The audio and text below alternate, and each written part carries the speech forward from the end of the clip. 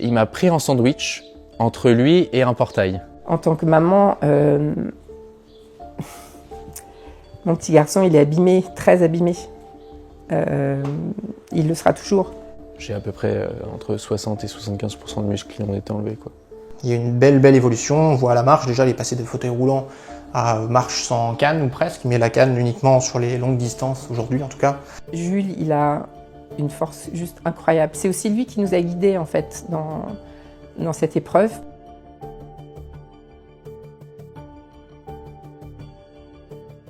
Je suis allé à un rodéo sauvage. Donc en fait, j'étais pas du tout, je savais pas du tout comment ça allait se passer, comment ça allait se dérouler. On arrive là-bas, tout se passe bien, on voit déjà des voitures arriver et il y a eu session de drift. Et moi, je m'étais mis sur une dune. Il y avait un tas de buissons d'orties derrière, mais c'est pas grave, au moins j'aurais pas eu grand-chose. À un moment, on compte aller manger. Donc on sort du rond-point sans issue où il y avait encore le drift. Et là, on voit un gros pick-up, un F-150 Ford Raptor arriver. Un gros machin, on se dit « Waouh, c'est trop bien et tout ». Du coup, on se remet dans la foule, mais on s'est mis pas protégé. Donc en fait, moi, je me suis mis à l'arrière parce que je me suis dit « On sait jamais, voilà, il peut arriver quelque chose ». Et donc, on arrive dans la foule, mon ami qui était à gauche et mon autre ami qui était à ma droite. Moi, j'étais au milieu. Et derrière moi, il y avait un portail.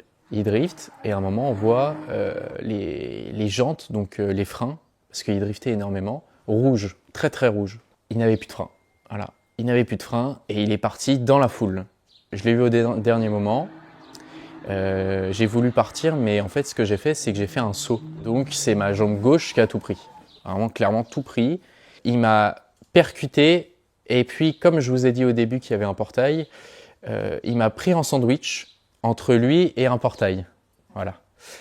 Et donc, je suis resté 2-3 secondes coincé entre lui et un portail, le temps qu'il freine, qu'il fasse marche arrière. Et je le savais encore que j'avais Snapchat ouvert dans la main, comme ça, avec Snap, et que ma main est tremblée et que mon téléphone est tombé.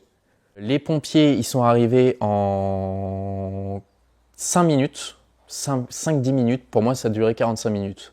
Et en fait, à un moment, ils ont découpé tous mes vêtements et ils ont vu que en fait, j'avais plus du tout de peau à l'arrière de la cuisse. En fait, mon os était sorti de la cuisse arrière et il a transpercé toute la peau arrière. Ces souvenirs sont quand même assez difficiles si je me remets dans la situation de l'angoisse et du stress. On savait que Jules était parti, alors non pas un rassemblement sauvage ou interdit, parce que ça, on ne l'aurait jamais laissé partir.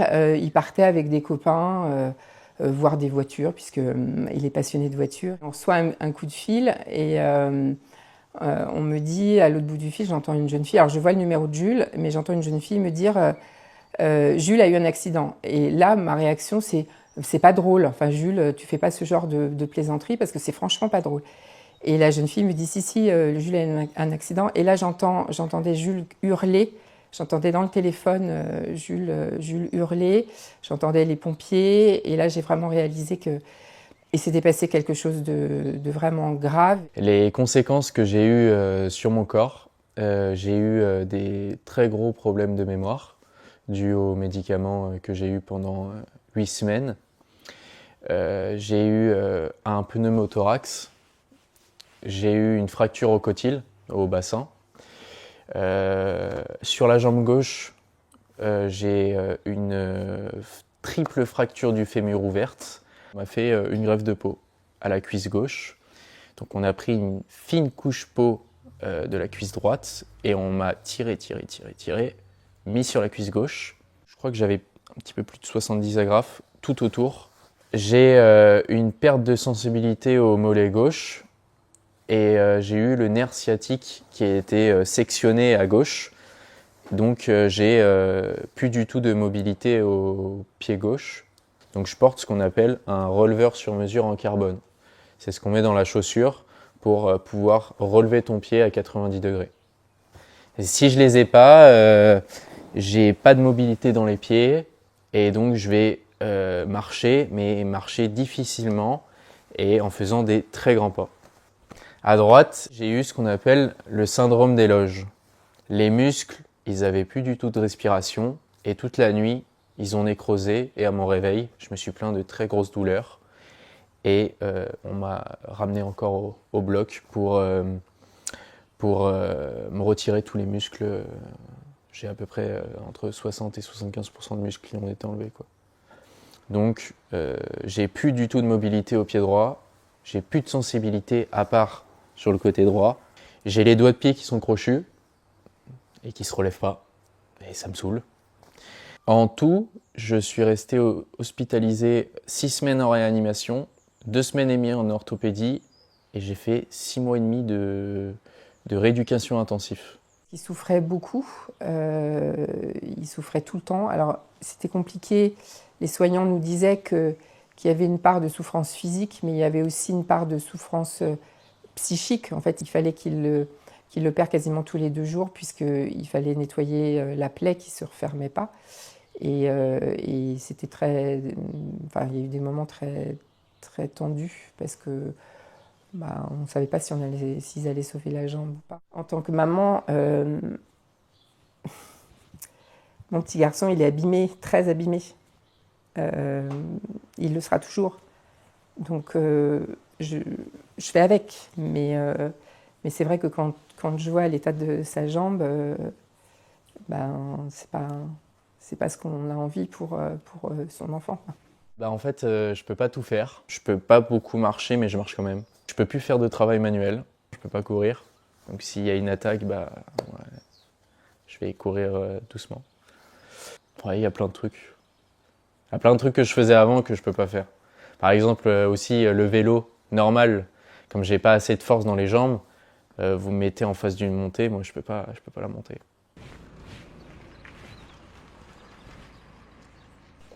Jean Julo. Voilà, t'as tout ramené, ça va? Tu vas bien? Nickel. Dis-moi stop.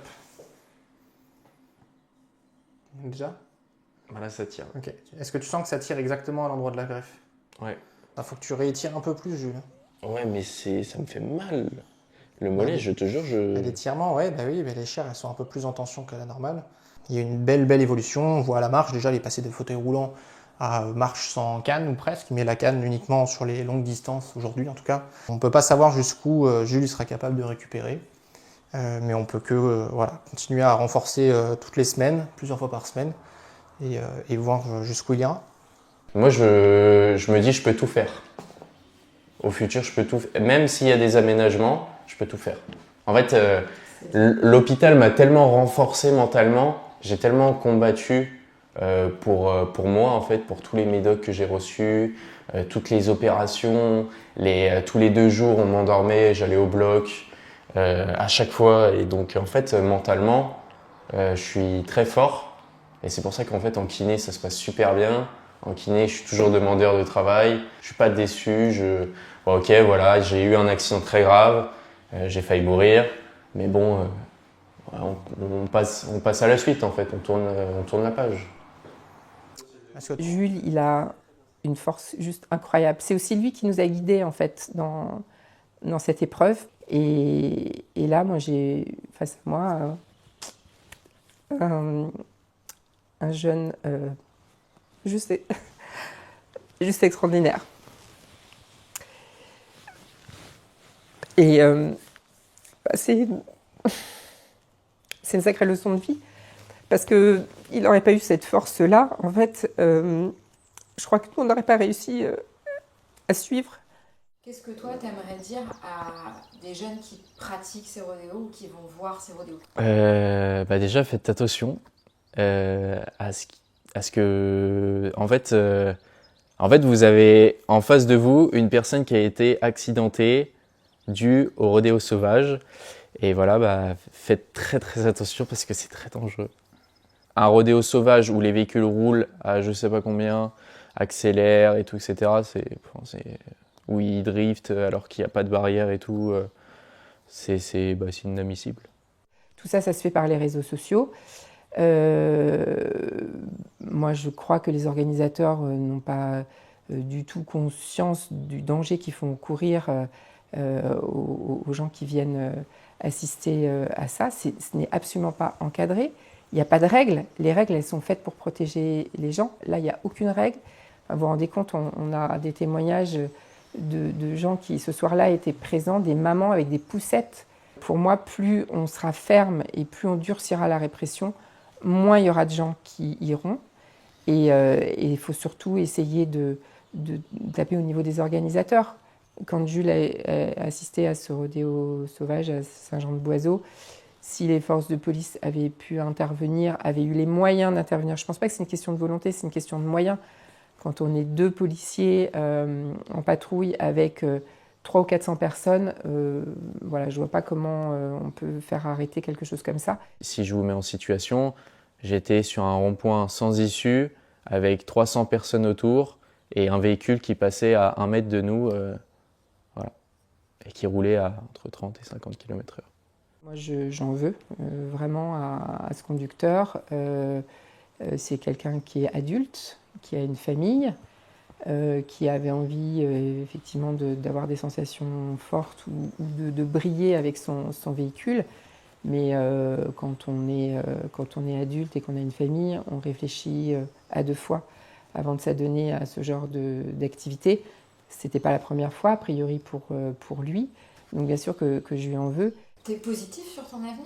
Bien sûr, il faut toujours être positif. Même si on a eu un accident, il faut l'accepter toute sa vie. Et puis, de toute façon, on ne peut pas faire marche arrière.